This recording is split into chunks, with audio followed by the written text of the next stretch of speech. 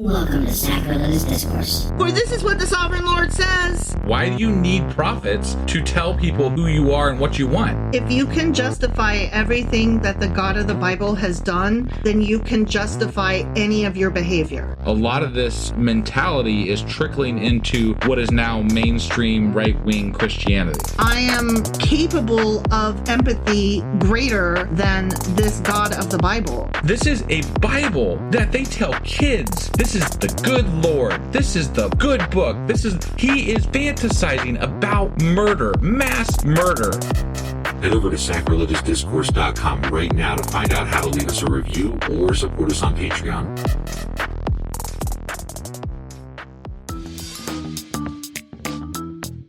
Hey there, sinners and saints. It's your favorite Bible-bashing duo from Sacrilegious Discourse, and we need your help. That's right, folks. We're raising funds for some heavenly equipment and a studio that doesn't sound like it's in the depths of hell. Our current setup, let's just say it's more apocalypse than audiophile. So if you want to hear us dissect the Bible without the background noise of demonic squirrels, chip in a few bucks. We're aiming for $5,000 to upgrade our audio and build a studio worthy of blasphemous banter.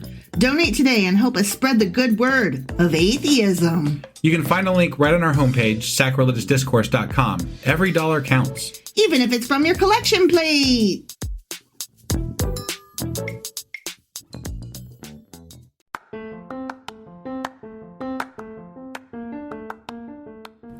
Welcome to Sacrilegious Discourse. I'm husband. And I'm wife. Together, we're reading the Bible for the very first time.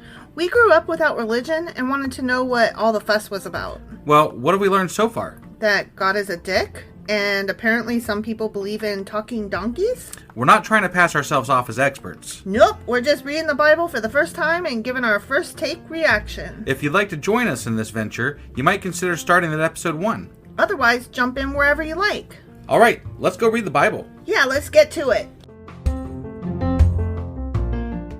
Husband. Wife. Do you remember what happened yesterday? Yeah, Bill Dad was he was going over what was going to happen to Job. Yeah. And there was lots of snares and traps and, shit.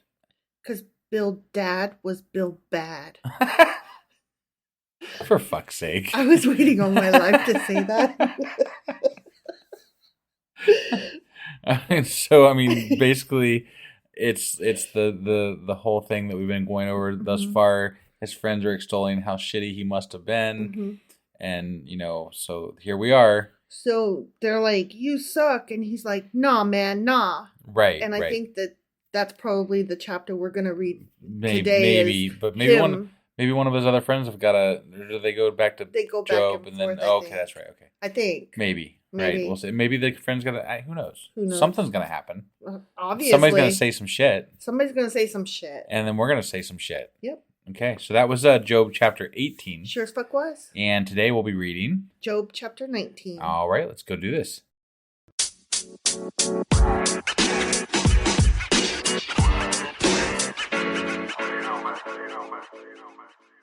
Okay, Job chapter 19. Okay. And I was right. It is back to Job. Back to Job. Got it. Back to Job going, nah, man. Okay. Okay. Yeah. Then Job replied, how long will you torment me and crush me with words? Well, at least 19 chapters, it appears. 10 times you have reproached me. Wait, has he? Yeah. Okay. Each of his, not each of them individually, altogether. I guess it could be 10 times now, maybe. Y'all have talked shit to me 10 times. Has it been 10 times, though? Probably. Maybe. And it depends on how he's counting it, too, right? Maybe they took like a 5-minute breather between one of the spiels or something. I feel like we should go back and count. Right? Yeah. Shamelessly you attack me. If it is true that I have gone astray, my error remains concern alone. If indeed you would exalt yourselves above me and use my humiliation against me, then know that God has wronged me and drawn his net around me. Though I cry violence, I get no response. Though I call for help, there is no justice. Right. Everything he's saying is facts. You're in a world where people believe that you get punished for things you do bad. Mm-hmm. And they don't have the sciences. Right. You know, so like I mean, not that people don't believe those same things today, but there's less of it, you know, like you're not really held to the bad behaviors, the bad things that happen to you. People generally feel bad for you, not like chastise you for the shit that befall. Like if your kids die, people aren't generally going to chastise you. And say, well, you must have done something to deserve that shit. Right. But obviously, times were different maybe back then. Obviously. And just a little bit. I just can't imagine, you know, like it's awful. Right? Like this is awful. He has blocked my way so I cannot pass. He has shrouded my paths in darkness. More darkness, yeah. The darkness. Mm-hmm. He has stripped me of my honor and removed the crown from my forehead. He had a crown? Apparently. Damn. Man. I think it was a metaphorical crown. I know. I didn't know I'm that having you fun. knew. I'm having fun with it. I didn't know that you knew. Just like what happened to his crown? It fell down. Like Jack and Jill. I feel like we should be. What's that singer that's the crown that sings a song? I got nothing. Crown. What are you talking about? Crown on your head. What? It's such a female singer. We like her, and she has synesthesia. I might be saying that wrong. Oh, Billie Eilish. Billie Eilish. Is that the person that sings? Oh, you should see me in a crown. Is that her? Is that her? Or is that somebody? Okay, that's her. Yeah, that one. Yeah, that one. Mm-hmm. Right. Yeah. Yeah, and they played that at the end of the first season of what was it called? Lock and Key. Oh, okay. Yeah. Oh my God. Yeah. And that was good. That was so good. Right. That walking around. Oh yeah, that was a good song for that scene. Right. Yeah. Yeah. Okay, sorry. He tears me down on every side till I am gone. He uproots my hope like a tree. How do you uproot a tree? Tornadoes generally, I think, do the trick. How many tornadoes do they have in the Middle East? You know, I always wonder that. I don't know where tornadoes exist and where they don't exist. I don't either. I don't know if they actually exist there. I wasn't asking, like, to be silly. Like, I right. was really curious. Yeah, like, I'm kind of curious, too. I don't know the climate over there. Are there tornadoes in the Middle East? I don't know the answer to that. All I can think of is desert. Right. And that is such an ignorant perspective. And is like, you know how like a tornado on the water is a cyclone? Is there like a name for a tornado on a sand, like on a desert? Like a sand blaster? A sandstorm. Or a sandstorm is all I got. Yeah, I don't know. Or like, when my sister and I were taking a road trip through Texas, we saw tumbleweeds, and it was the first time that we ever actually saw tumbleweeds. Yeah. And they're for real. And they're just these. They're not just in cartoons, guys. And they're exactly how they look in cartoons. This big, dumb, bouncing ball of just trashy weeds. Right, yeah. And they bounce. And they just like da-doing, da-doing, da-doing in the wind. And they look so stupid. Right. We were just laughing at them like, how fucking dumb is that? Just a bunch of fucking weeds rolling around. So maybe it's like that. Yeah, could be. I don't know. Yep. His anger burns against me. He counts me among his enemies. Oh, come on, Joby. This is so repetitive. Yeah. But he's also, I have to say, because we've been talking about his friends and how they're speaking without knowledge of what they're speaking of, right? Mm-hmm. But he's trying to put words in God's mouth. He's saying that you hate me. Right.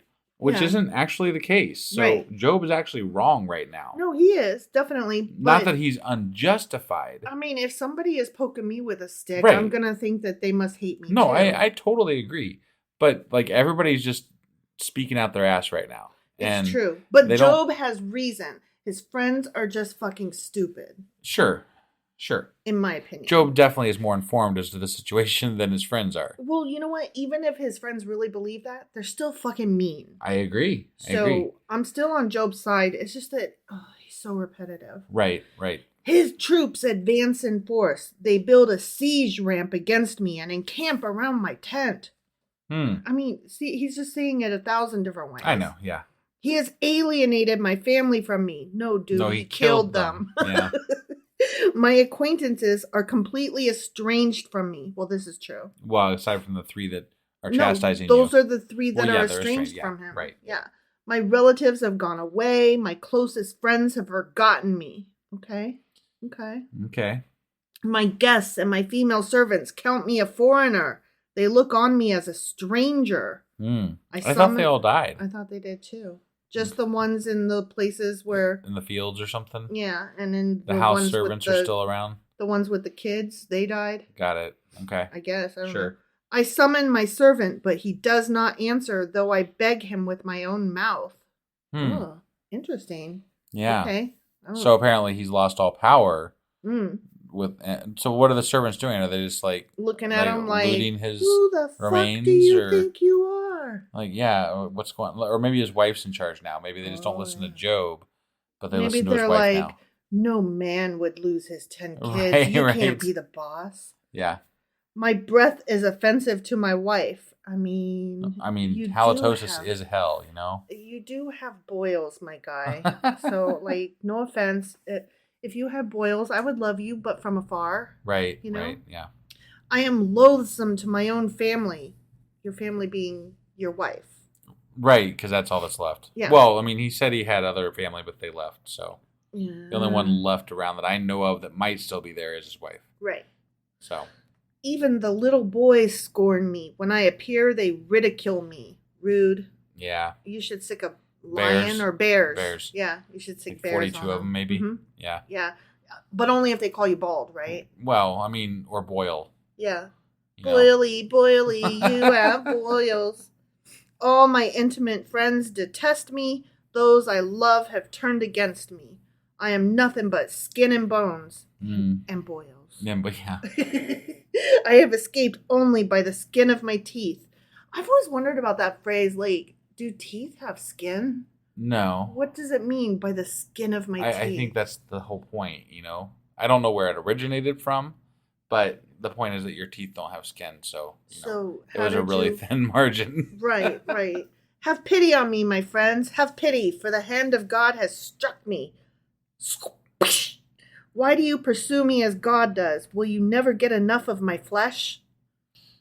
Yeah, I mean, maybe, probably, yeah. So he's still just going, nah, man, nah. Right.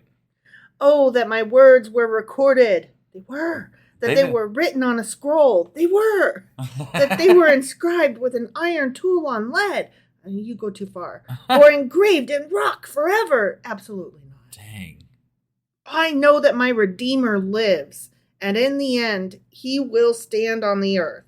And after my skin has been destroyed, yet in my flesh I will see God.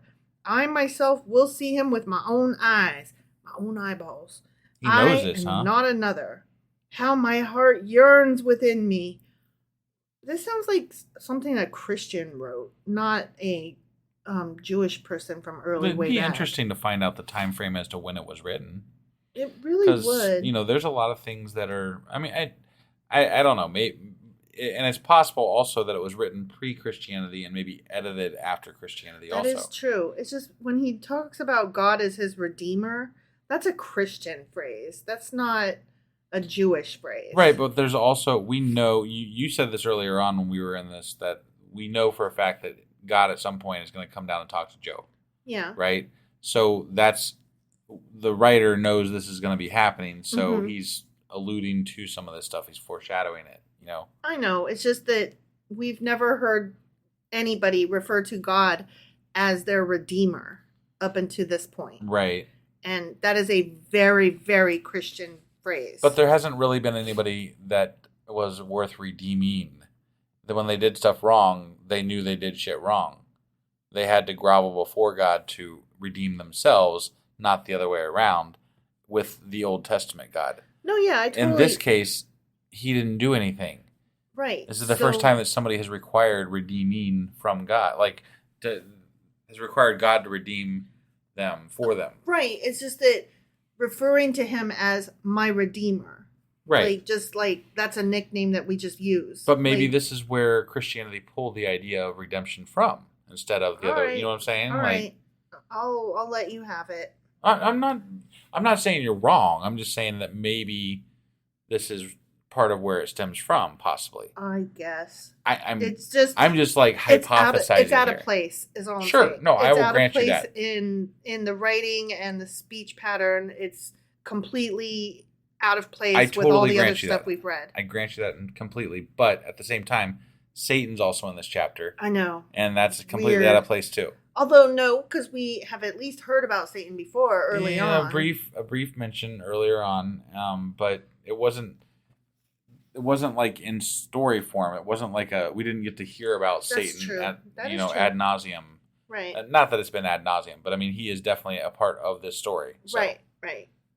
If you say, "How we will hound him, since the root of the trouble lies in him, you should fear the sword yourselves. For wrath will bring punishment by the sword, and then you will know that there is judgment." The end.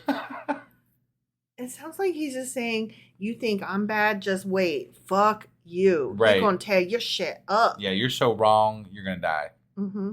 With a sword. With a sword. Of wrath. Yeah. Wrathy sword. Yeah. Right. I don't really know what else to say. Yeah, Job. Job is Job. He's still Jobin.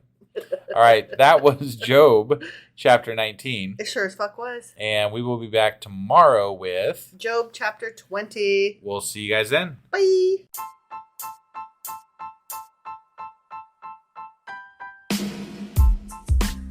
Hey, wife, I guess that's the end? But husband, that's just sad. It doesn't have to be. We are on lots of social media platforms like Twitter. Our handle there is sacrilegious_D. For D's nuts. Oh my God.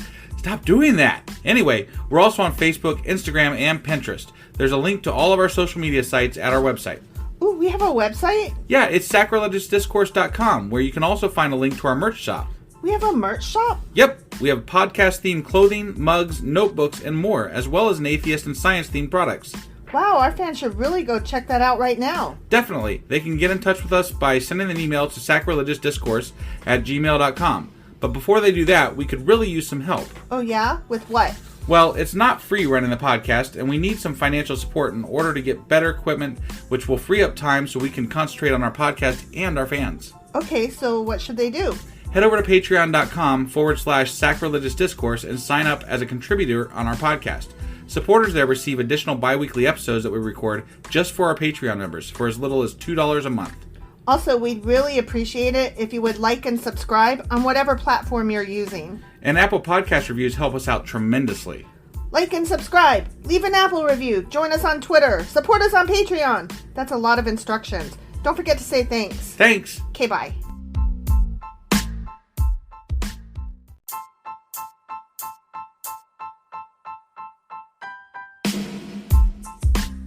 Hey, wife, I guess that's the end? But husband, that's just sad. It doesn't have to be. We are on lots of social media platforms like Twitter. Our handle there is sacrilegious_D. For D's nuts. Oh my God. Stop doing that. Anyway, we're also on Facebook, Instagram, and Pinterest. There's a link to all of our social media sites at our website. Ooh, we have a website? Yeah, it's sacrilegiousdiscourse.com, where you can also find a link to our merch shop. We have a merch shop? Yep, we have podcast-themed clothing, mugs, notebooks, and more, as well as an atheist and science-themed products.